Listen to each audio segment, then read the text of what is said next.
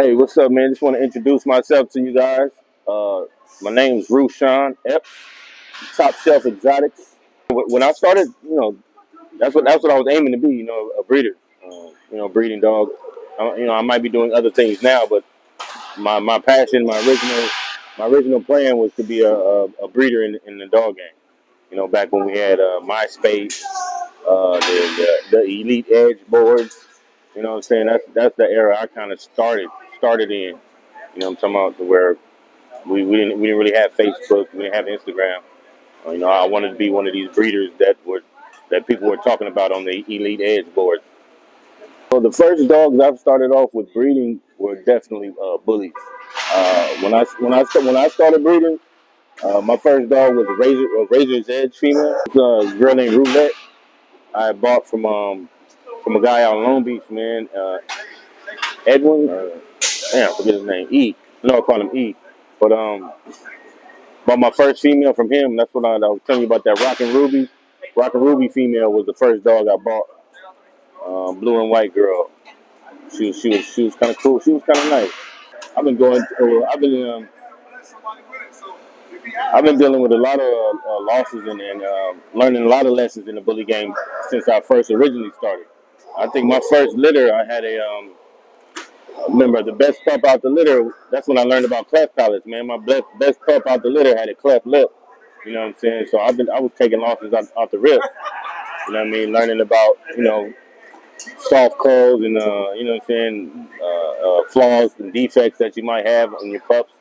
I never knew anything about a cleft lip or a cleft palate or anything like that. So I've been taking L's, learning lessons in this bully game from the jump. The effect I've seen on the social media as far as the bully industry and the dog business has been huge.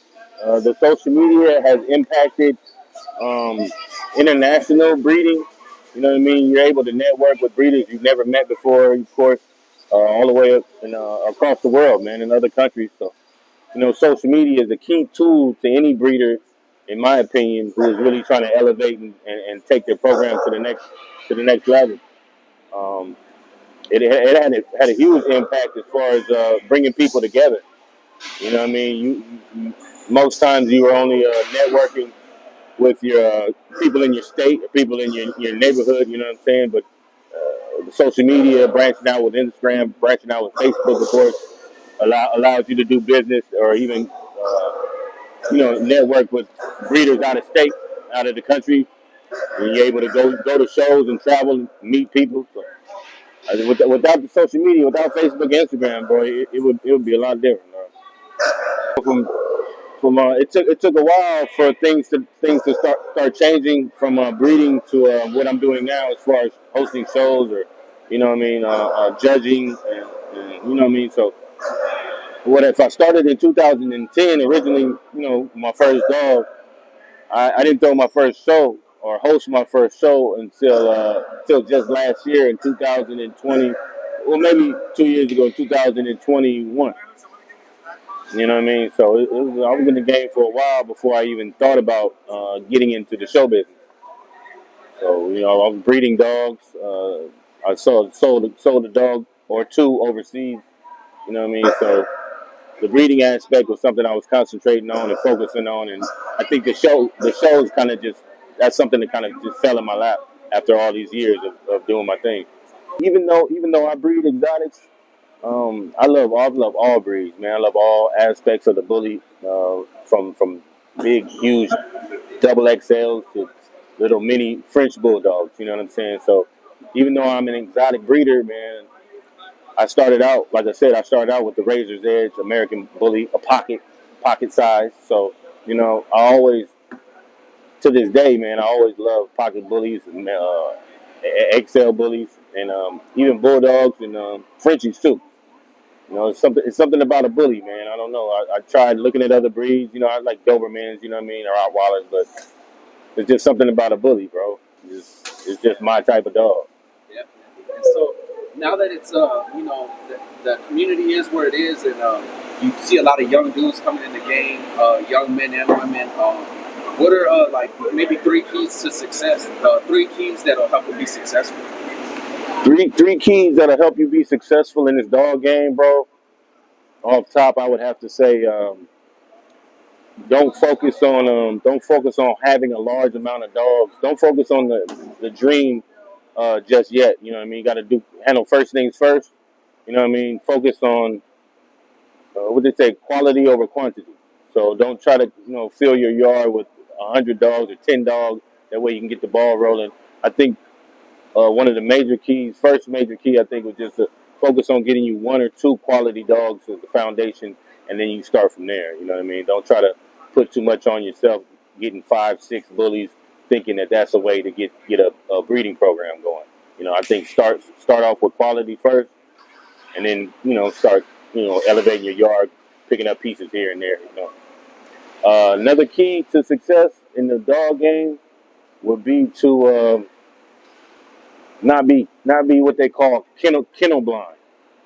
You don't want to kennel blindness is like, let's say you have your own program, and your own program is popping, and you're moving and you're doing things. You got a nice program, not nice stud. You got some nice pups. You don't want to let that take focus off of other things that might help you take your program to the next level, man. You see a nice dog, you see somebody got a nice female or something that you can incorporate into your program. Always stay open to that. Don't just think, don't be having tunnel vision and thinking that your shit your dogs are the best dogs out, and you don't need to incorporate other bloods or incorporate other styles.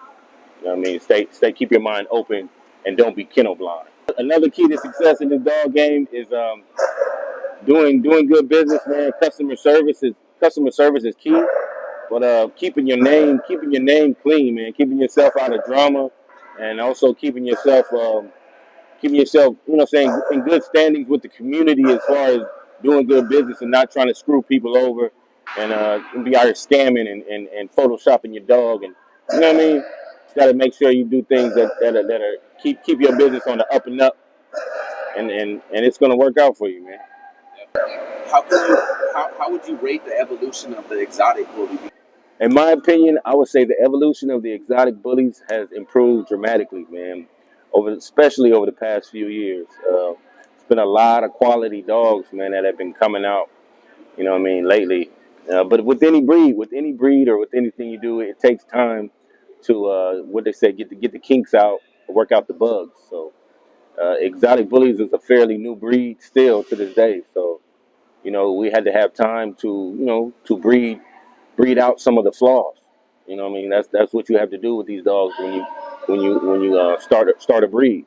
You know what I mean? So over the years, I'd say over the past 3 years, man, a lot of people have started creating cleaner exotic bullies, more functional, um, obviously healthier. Because when we started, man, it was kind of crazy. You know what I mean? A lot of dogs had flaws. A lot of dogs had breathing issues, mobility problems.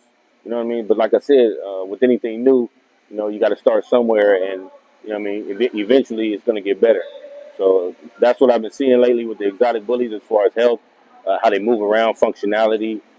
Even the breeders that breed exotic bullies are taking it a lot more serious.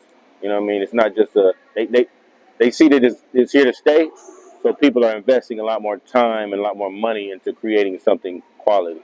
Well, just want to let you guys know that if you did want to hire me, or if you wanted to bring me out for one of your events or one of your shows, what I could provide for you guys is an expert international judging. That's what I could bring to the table. I've been over to the Philippines. Recently been to Thailand, and also just came back from Brazil, over there judging dogs internationally, man. So that's one thing that I'm willing to bring to the table. You guys want to bring me out to your show? You need a judge, whether it's for a fun show judge. I judge fun shows, whole shows, categories, and of course I judge stack offs as well. You need me to break your dogs down. You can bring me out, and we'll line them up, and I'll break them down. You know what I'm saying? So yeah, man, whatever you guys might need. If you want to co-host an event, I've worked with a couple of breeders. I've also worked with a few registries. I've co-hosted shows with USBR, BCA. Co-hosted a show with WBR as well, man. So I'm always willing to open and work with different people, man. And just hit me up, and we can make something happen. Well, everybody, if you're looking, you can find me on Instagram, Facebook.